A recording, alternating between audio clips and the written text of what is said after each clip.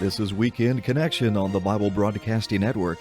It's that time of year when we look at where we are, what we have accomplished, and what we still need to do.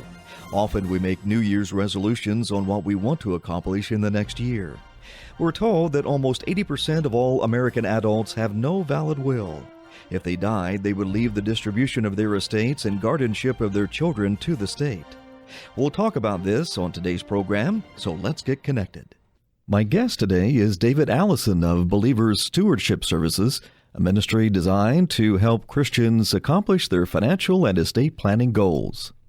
David, welcome to today's Weekend Connection broadcast on BBN. Thank you, Steve. It's an honor.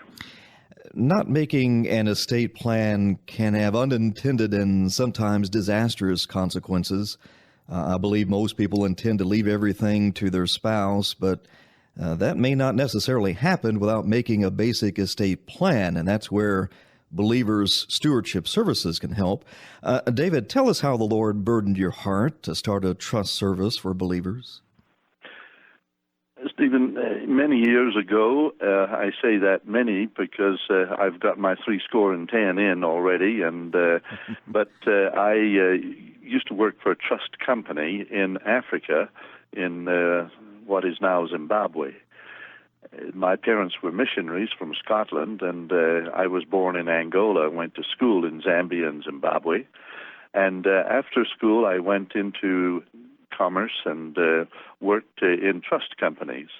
And when Emmaus Bible College, which was based in Chicago in 1974-75, when they invited me to be their business administrator, for 16 years I did that.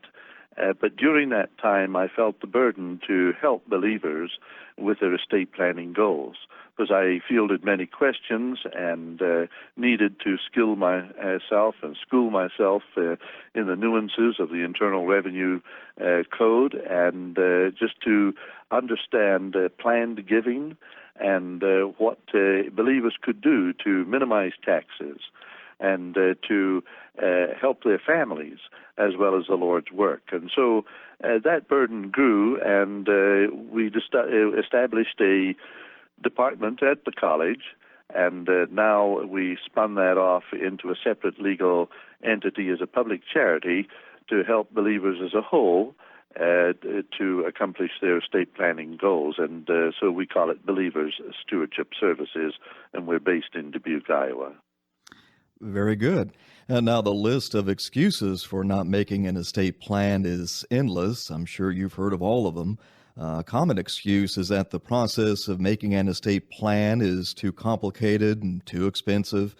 But how would you address that excuse? Yes, we all have excuses, and we procrastinate in this area, particularly we men. We seem to think that we are immortal, and we can always put this off until tomorrow. We basically facilitate the whole plan. A lot of people are a little bit reluctant to go cold turkey to a lawyer, feeling that it will be expensive. We cut down those fees altogether because we want to make sure that people are getting value for their money, and so we do a lot of the basic homework that is needed before you go to see a lawyer, because the lawyer is going to put together the documents that will bring your plan to fruition when you're home with the Lord. So we basically are facilitators, making sure that you are able to accomplish what you want to accomplish, both for your family as well as the Lord's work. We're not fundraising for ourselves. We have a non-solicitation policy, and we just want to make sure that people are good stewards, and that the well done, thou good and faithful servant, is the commendation that the Lord will give them.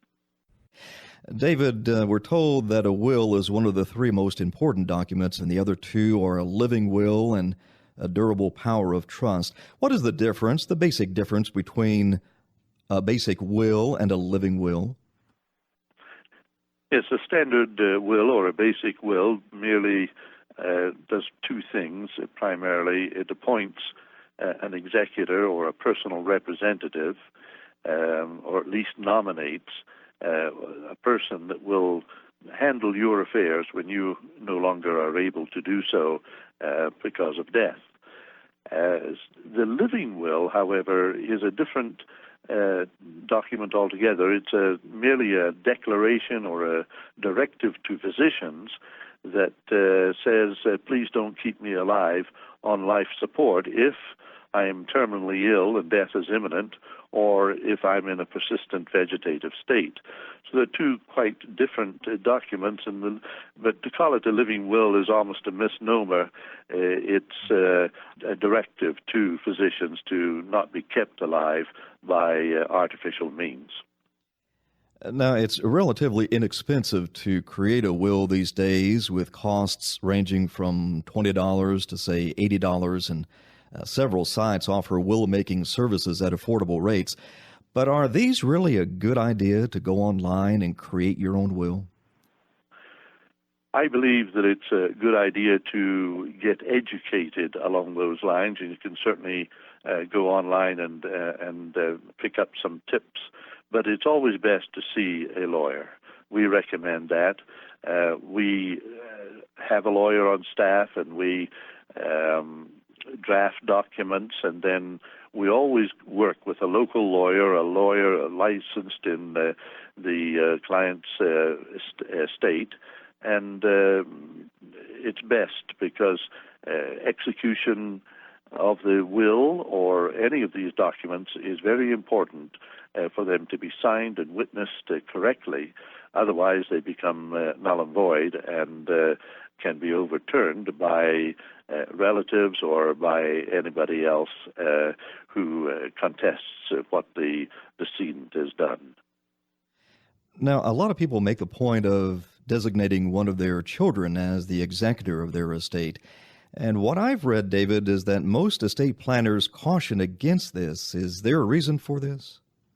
Well, I think it's because most children don't have any experience on how to handle this, and they generally just run to the first lawyer they can find, or the lawyer that drew up the will in the first place, and just hand over everything to them. And that's where the cost comes in.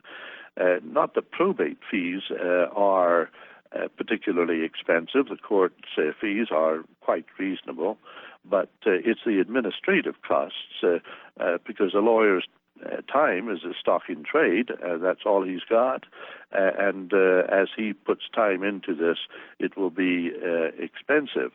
So, it's a trade-off. Is your son or daughter going to be able to handle this themselves, or are they just going to run to a lawyer? So it can be expensive, and some lawyers certainly would advise against it if there's no one in the family that is capable of handling these things, because it is a position of trust. We've known of people to run away with the decedent's money, and you want to make sure that the person who's handling things is totally and completely trustworthy. David Allison is our guest today on Weekend Connection. He is with Believers Stewardship Services, which assists and counsels believers in fulfilling their biblical stewardship goals. Now, once you've got your will squared away, don't let it become some huge family secret. I've actually met people who've done this. But how do we take care of that will once it's been squared away? Stephen, we always advise and encourage people to talk to their family about what they're going to do, so that there are no secrets, and if there are any hidden issues that are burning in their hearts over the years, let's talk about them, because one is not obligated to treat all children the same.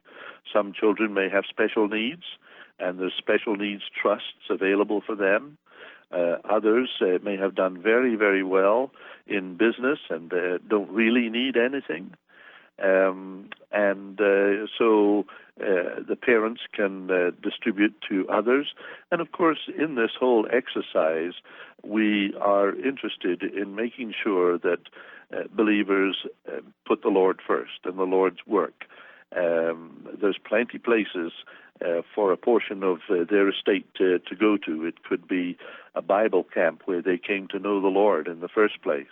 It could be Christian education. It could be radio, gospel work. It could be any number of areas in which the Lord is presently propagating the gospel and saving souls in missions.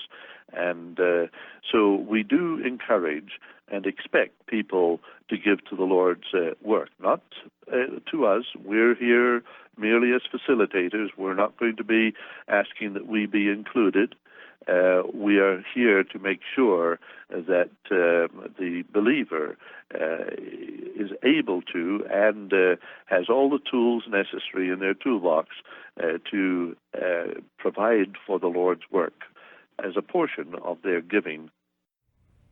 Once you've got your will drafted and signed, you've got one last step to take, and that's to make it legal. But one of my witnesses has died or is unable to serve as a witness. Is that will still able to be probated?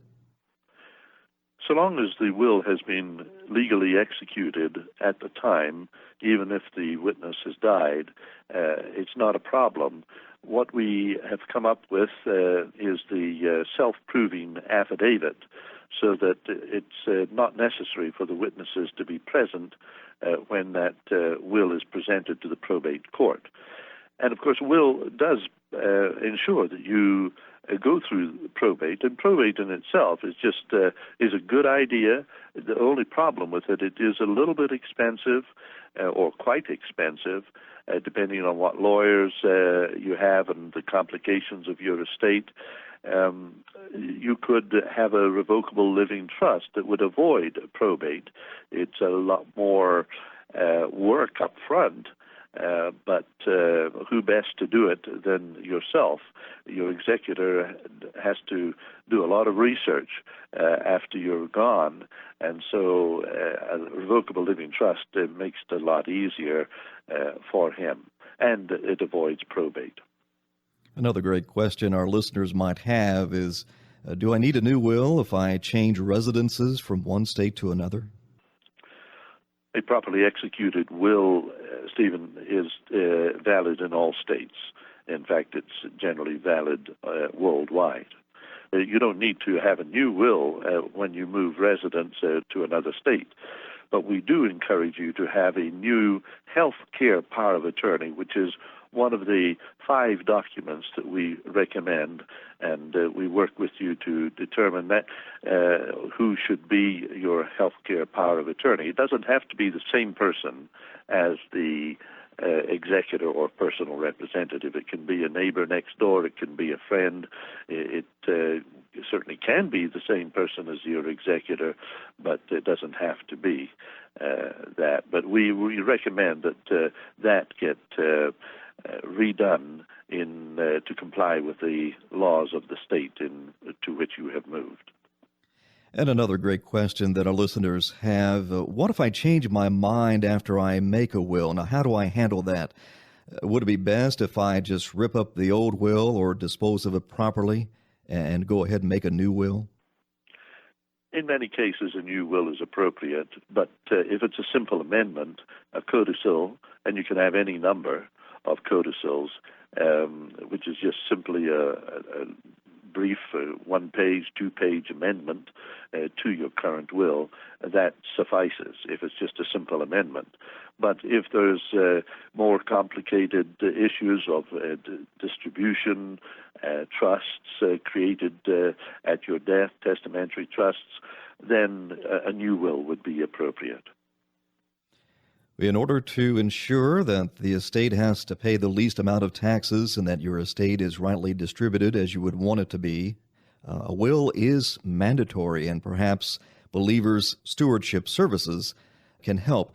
David, what kind of help can our listeners expect as they visit your website? And please tell us where they can find you on the Internet. Yes, our website is believersstewardship.org, and our toll-free number is 1-888-338-7810, 1-888-338-7810. Yes, we want to make sure that we pay the taxes that are due. The Scriptures enjoin us to render to Caesar that which is Caesar's. But we say you don't have to give Caesar a bonus. And when you pay extra taxes through just not knowing exactly what to do or how to avoid them, that's giving him a bonus. And as we all know, that money would be better used in the Lord's work. So we do help people make sure that the taxes that they pay, both while they're alive as well as through their estate, that they are the minimum that they need to pay. Thank you, David, for joining us today on Weekend Connection on BBN and guiding us through this very important topic of making a will. You're welcome. My privilege, and hope to be of help to some of your listeners. Thank you for listening to this feature, a production of BBN, the Bible Broadcasting Network. BBN provides 24-hour Christian programming, great Christian music, and Bible teaching. Listen to BBN by clicking the link in the description.